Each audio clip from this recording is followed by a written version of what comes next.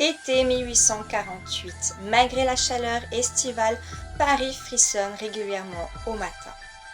Des cadavres sont retrouvés exhumés et mutilés dans les allées du cimetière du Montparnasse. Les victimes présentent plusieurs points communs. Elles sont toutes des femmes plutôt jeunes et très récemment décédées. Cette affaire judiciaire va nourrir les discussions des Parisiens pendant tout un hiver. Un nécrophile incessable et inhumain. Bien qu'il agisse de temps en temps du côté du père Cachès et dans quelques autres cimetières parisiens, il est rapidement surnommé le vampire du Montparnasse.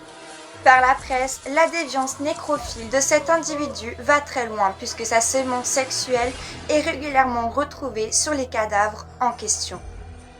Mais ce qu'il aime plus que tout, c'est ouvrir l'abdomen de ses proies pour y extraire les intestins et les reprendre autour de la fosse ou de la tombe dans lesquelles reposaient ces jeunes femmes. À l'époque, pas de police scientifique, ni de fichier ADN pour faire avancer l'enquête.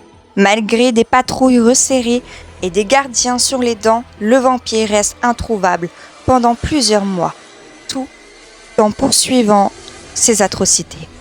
Au début de l'année 1849, personne encore n'est parvenu à mettre la main sur ce nécrophilie nocturne. Les autorités, en désespoir, décident d'installer un discret fil métallique près du mur d'enceinte du cimetière du Montparnasse. Le vampire tombera dans le piège lancé par les policiers dans la nuit du 13 au 16 mars 1849. Blessé dans sa fuite, il se fera arrêter à l'hôpital où il est allé se faire soigner.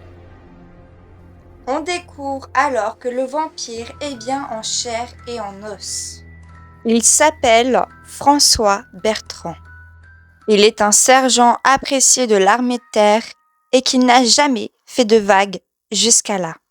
Son procès, organisé quelques mois plus tard, attire les foules. Pourtant, celui que l'on surnomme désormais le sergent nécrophile ne sera condamné qu'à 1 an de prison. Si cette vidéo t'a plu, n'hésite pas à t'abonner, liker, partager et commenter.